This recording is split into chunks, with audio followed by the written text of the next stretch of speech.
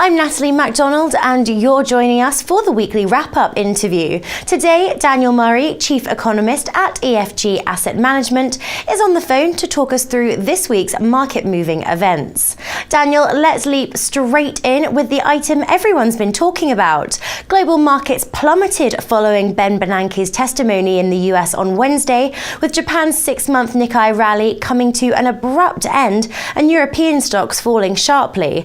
What were markets looking for in this statement that the US Federal Reserve Chairman clearly didn't provide? I think you really have to get this in context. And the context is that markets, first of all, never go in straight lines. And secondly, that it's been a fantastic run really since the end of last year when the rally started. So it's natural to expect a pullback at some point, although it's always hard to judge what the catalyst is going to be.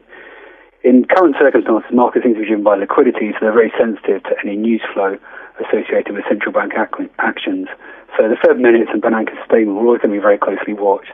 I don't think he really said anything that hadn't been said before.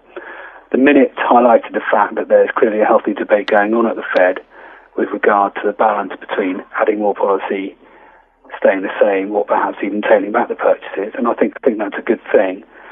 But what he didn't say, which I think the market would have found positive, he didn't say that they were not going to tighten policy until a particular point down the line. He didn't say that they weren't going to, they were going to keep policy as is until a particular point in time down the line. I think that's really what markets were looking for. What he did say, which, as I said, has been said before, is the fact that really it's a data-dependent situation. So if the data is stronger, then markets will start to price in an earlier tightening of policy, and also if the data is weaker, then markets will price in a later tightening of that policy. We must also attribute some of this drop to China's announcement that manufacturing activity contracted in May for the first time in 7 months.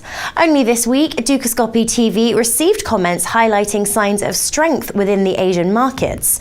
Will increasing concerns over China overshadow this optimism? China is clearly vital for the region. It's the world's second largest economy. It's now the largest economy in the region, having overtaken Japan recently. And so what happens there is clearly very important for the rest of the region, not least because China is an important trading partner for many of the smaller nations. What I've been disappointed with is the fact that China's growth rate this year has been weak, or weaker than I'd expected, and also that actually it seems to be going through a cyclical slowdown.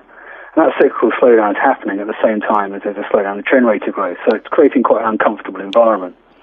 However, we are believers in the theory that the long-term prospects for China remain good, and so it'll be good for the region in general. And I also think it's important to take into account the fact that lots of other Asian countries, although they are dependent on China for the trade side of their economy, they also have good domestic demand stories, such as something in particular Thailand and Indonesia.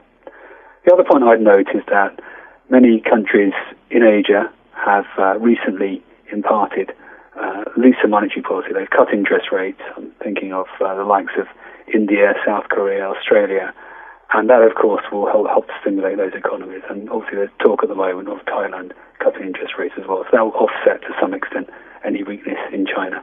The US has repeated calls this week for Europe to take decisive action to boost the region's economy. However, it's not been all bad for the Eurozone this week, as data released yesterday highlighted consumer morale edging up in May, improving for the 6th straight month to negative 21.9. If consumers are beginning to believe in the Eurozone economy, should the US also? There's always a raft of data released with regard to any economy, and so you can always find occasional bits of data that are positive.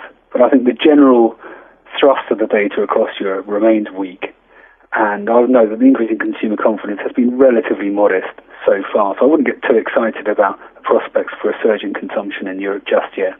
I think what you have to bear in mind is that unemployment rates remain very high in many countries, and there's meaningful structural headwinds across most of Europe, in particular with regard to structural reform and labour market reform. So I think really what would help Europe is bolder policy moves, but these are quite hard to implement. They're politically sensitive and politically difficult. So I don't think the US is wrong to highlight the deficiencies in Europe, but it's going to be very hard for Europe to implement the correct policies to turn the ship around quickly. Looking ahead then to next week, Daniel, what calendar event would you advise Dukascopy TV viewers to watch out for? There's a few things next week. Bank of Japan Governor Kuroda is speaking a couple of times, and in this liquidity-sensitive environment, markets are clearly going to be enthralled to what he says. And they'll be looking for any indication that he's willing to contemplate further easing down the line, and perhaps for any signals as to when that might be. There's also an association with that. There's a whole lot of Japanese data out on Friday: inflation, unemployment, PMIs, industrial production, etc., which the market might pay closer attention to than normal, given the sensitivities over the Japanese economy. Not a lot out of Europe, but there is the OECD are releasing a report on the Eurozone on Wednesday, which will be watched closely for any indication as to a potential growth path and for any recommendations as to what policies should be implemented. But in the US, there's a couple of regional indicators of activity, and ordinarily these are sort of of secondary importance, but I think, again, in the current environment where investors are very sensitive to any indicators that might suggest a shift in policy, I think these indicators will be watched quite closely. And those are certainly the numbers that I'll be looking for. Well, viewers, that's it for another week. The Dukascopy TV team will be back on Monday with plenty more exclusive interviews for you. But for now, goodbye and have a great weekend.